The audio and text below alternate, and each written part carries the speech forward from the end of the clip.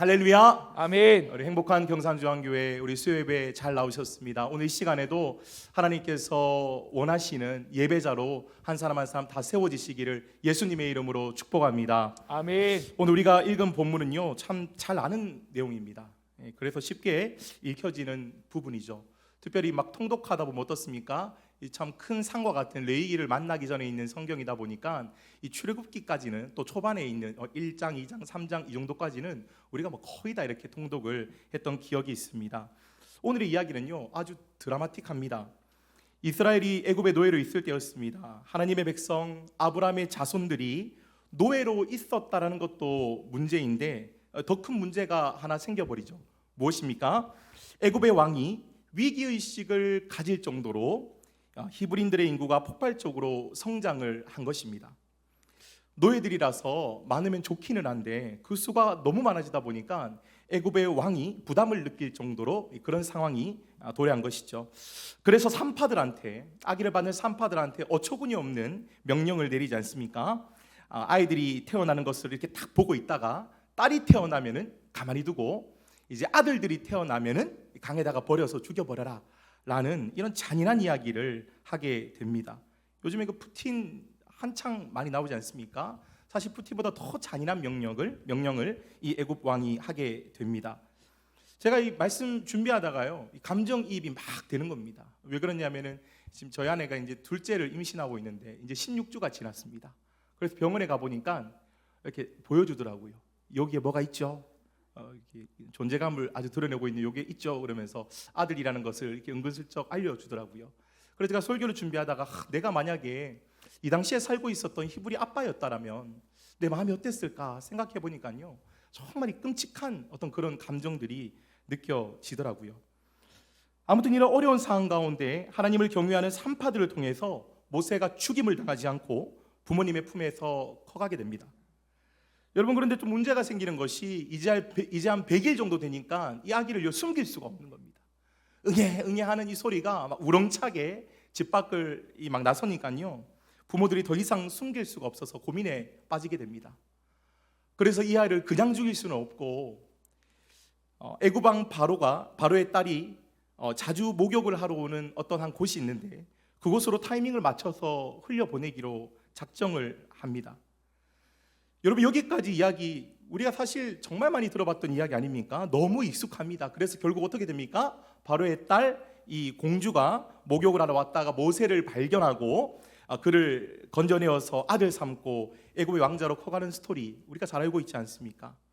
그래서요, 사실 우리가 이 말씀을 읽어갈 때에 이 말씀이 정말 끔찍한 사건이다, 정말 비참한 사건이고 정말 절망적인 사건이다라는 것을 느끼기가 참 어렵습니다.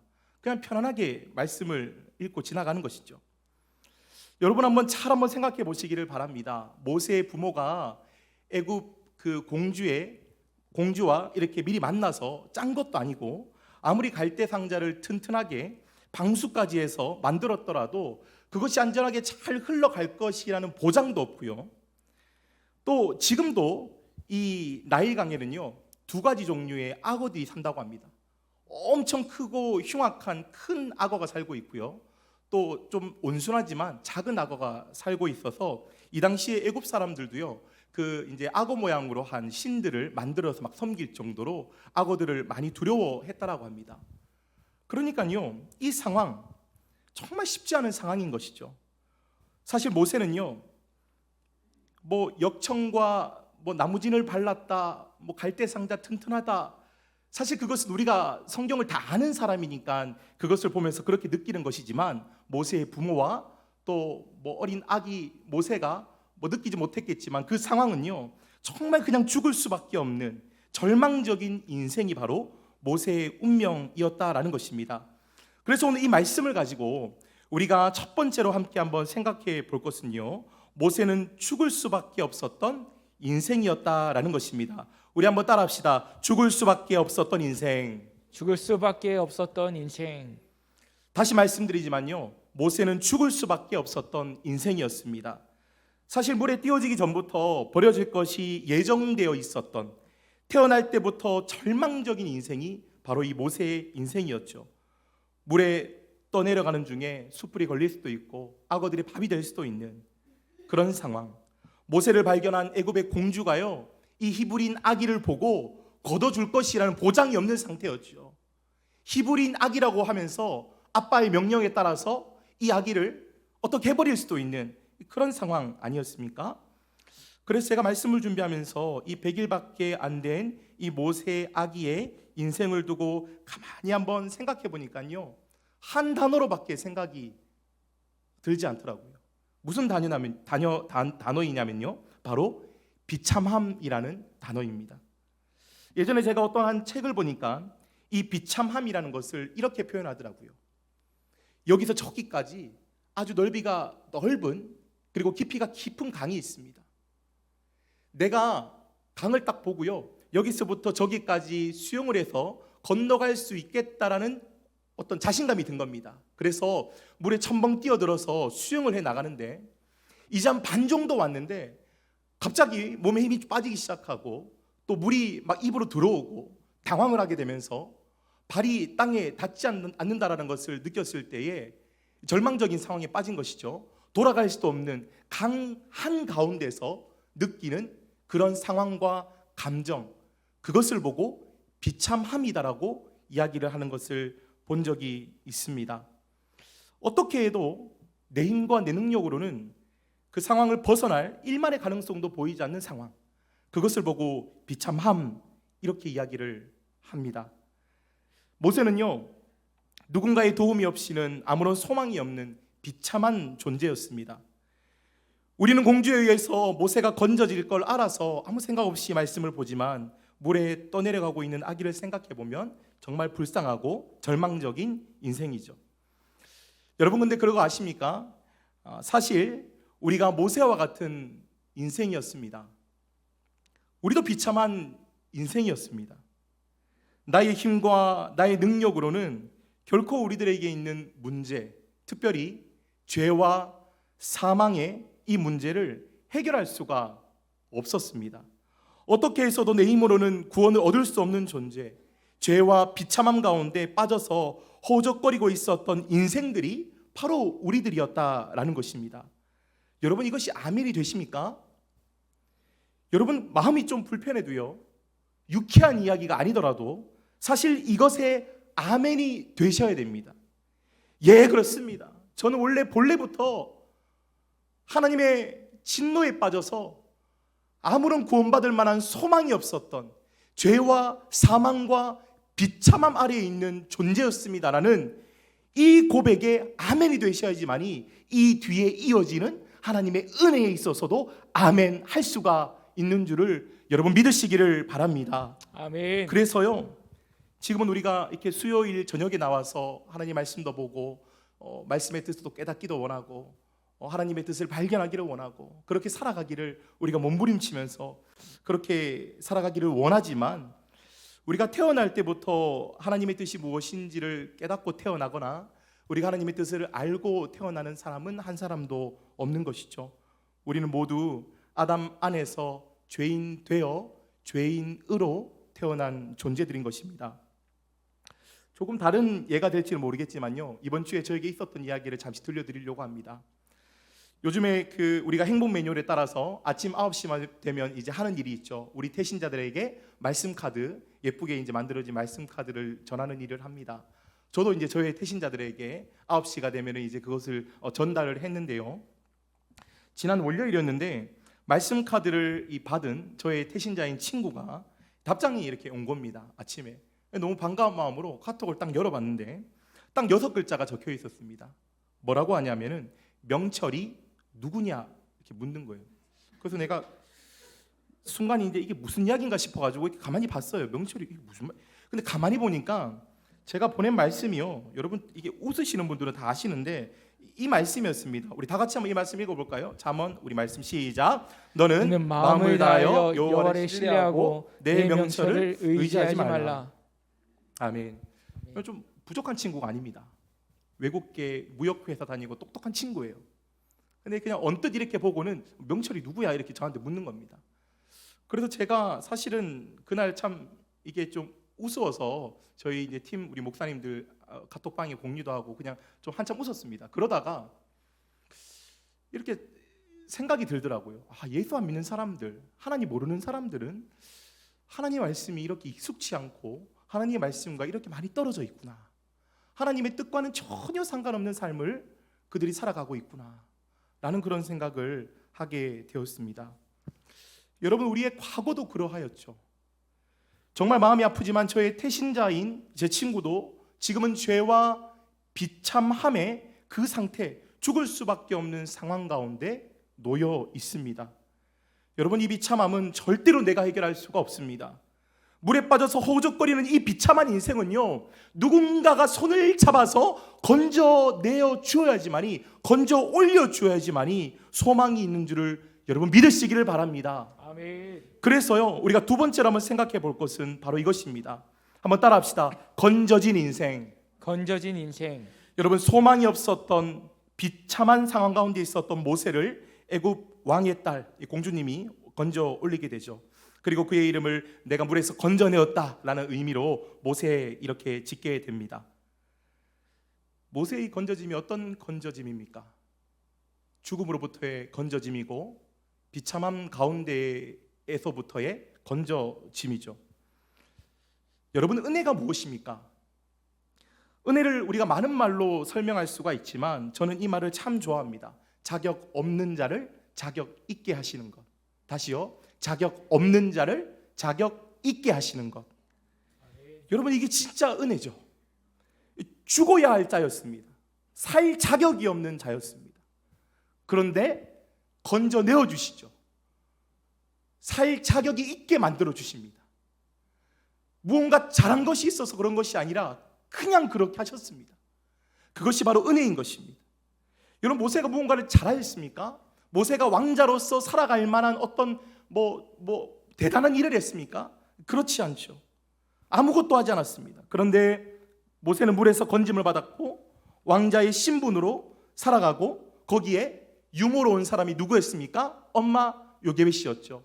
엄마의 품에서 자라난 모세는 정말 은혜를 입은 사람이었습니다.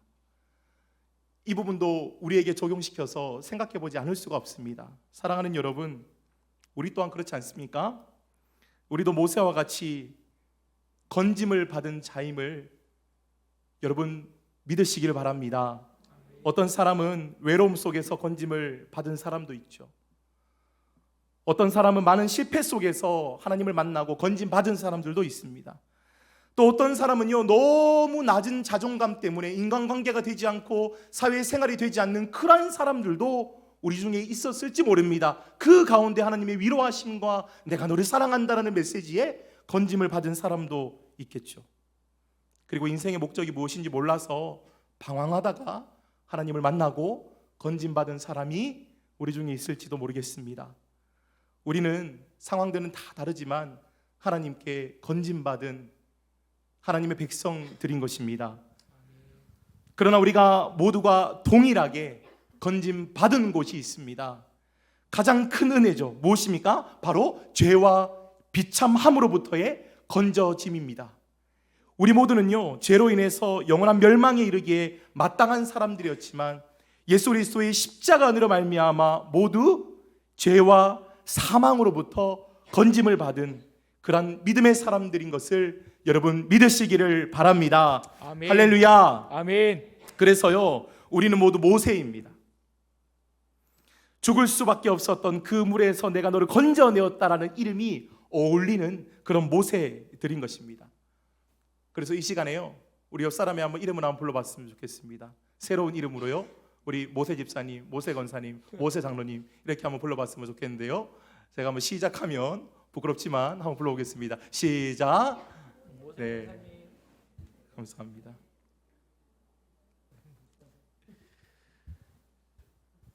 진짜 그래요.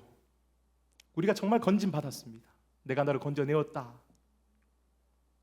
사랑하는 경산중앙교회 성도 여러분, 여러분 정말 이 사실 나 자신이 이 죄와 사망 그리고 비참함으로부터 건짐받은 하나님의 백성이라는 사실에 여러분 정말 감사하십니까? 정말 이 사실이 여러분 믿음으로 받아들여지십니까? 그렇다면요, 여기에서 우리가 진짜 한번 이 말씀 앞에서, 이 진리 앞에서, 이 사실 앞에서 우리가 멈춰서서 우리가 고민하고 생각해 볼 것이 있습니다. 하나님, 왜 나 같은 사람을 건져내시기 위해서 우리 주님께서 십자가에 못 박혀 죽으셨습니까? 오늘 새벽에 누군가가 이렇게 찬송하더라고요. 와, 하나님의 은혜로 이 쓸데없는 자 왜 구속하여 주는지 나는 알 수 없습니다. 여러분, 이런 진지한 물음들이 우리들에게 있어야 될 줄로 믿습니다. 아멘. 왜 저를 구원하셨습니까? 왜 저를 구원하셨습니까? 주님, 저를 왜 건져주셨습니까? 이 질문이 우리에게 꼭 있어야 되는 이유가 무엇입니까? 왜 구원하셨는지, 왜 건져내어 주셨는지를 알아야지만이 우리들의 인생의 목적이 그곳에서부터 발견되어지는 줄로 믿습니다. 아멘. 여러분, 하나님께서 모세를 나일강에서 건져내신 이유가 무엇입니까? 하나님께서는 흙수저였던 모세를 건져서 금수저 왕자로 삼으시기 위해서 건져내셨습니까? 그렇지 않죠. 하나님께서는 결국 모세를 통해서 결국 또 다른 건져진 인생이었던 이 모세를 통해서 또 다른 이스라엘들을 애굽으로부터 건져내는 인생으로 삼으시기 위하여서 그를 건져내어 주신 줄로 믿습니다. 한번 따라합시다. 건져진 인생이 건져낼 인생으로. 저는 여기에 우리와 우리 교회를 향하신 하나님의 꿈과 비전이 있다고 믿습니다. 믿으시면 크게 아멘 합시다. 할렐루야. 아멘. 마지막 세 번째입니다. 한번 따라합시다. 건져낼 인생. 여기 우리의 사명이 있습니다.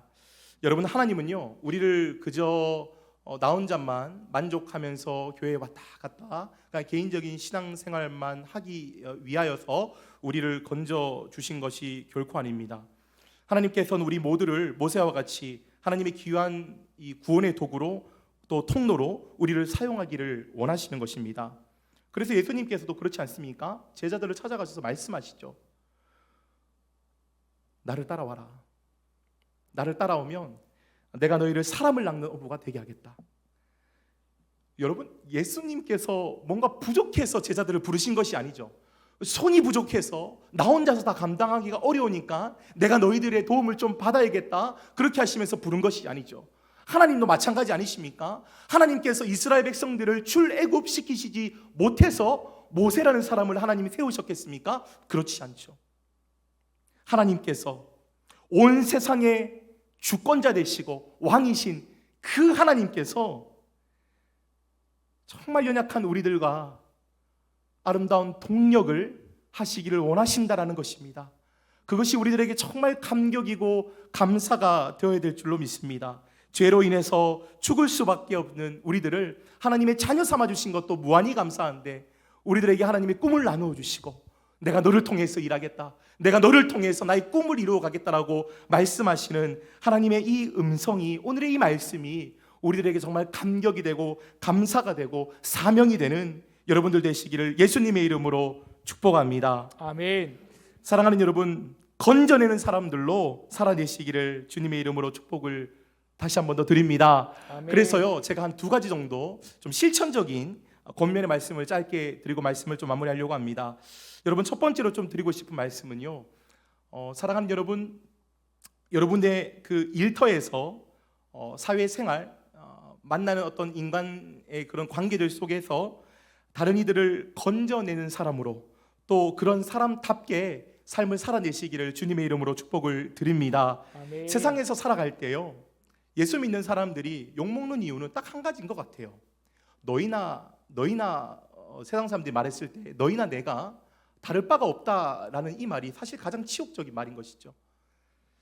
우리가 일터에서 일을 하고 사람들과 관계를 맺으며 살아갈 때에 그들과 똑같은 생각하고 그들과 똑같이 말하고 그들과 똑같은 목적을 가지고 살아가서는 안 될 것입니다. 여러분, 세상 사람들이 하는 것처럼 우리가 하는 그 일이 그냥 돈벌이의 수단만이 되어서는 안 되는 것이죠. 하나님께서 여러분들을 왜 그 일터로 보내셨습니까?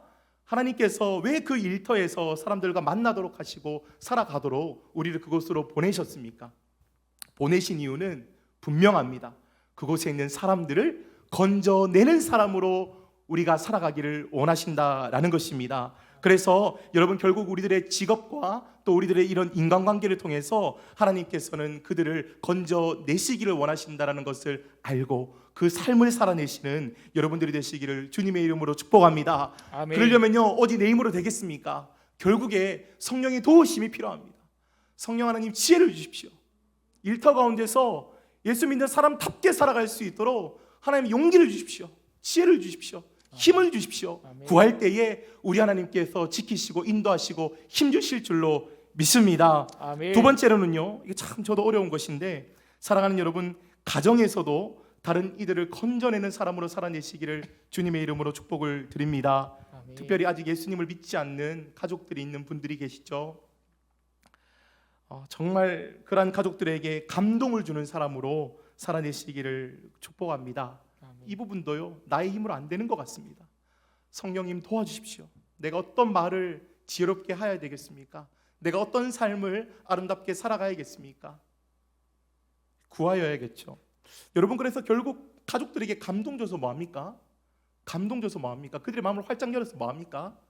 그 활짝 열린 그 마음 가운데에 예수 그리스도의 십자가의 복음을 쑥 집어넣는 겁니다. 그리고 이 주님의 전으로 인도하는 것입니다. 행축 가운데 수많은 우리 만여 명의 태신자들을 주님 품으로 인도하는 것입니다. 그것이 바로 하나님께서 우리를 건져내신 이유인 줄로 믿습니다. 여러분, 이제 5월이지 않습니까? 저도 참 부모 형제에게 참 잘 못하는 부분들이 많은 사람인지라 방금 나눈 이 이야기들이 참 부담감이 되지만, 그러나 우리가 진짜 은혜 받은 사람들이라면, 정말 우리가 건진받은 사람들이라면 이제는 또 다른 이들을 건져내는 인생으로 살아내기 위하여서 발버둥치는 인생들이 되시기를 예수님의 이름으로 축복합니다.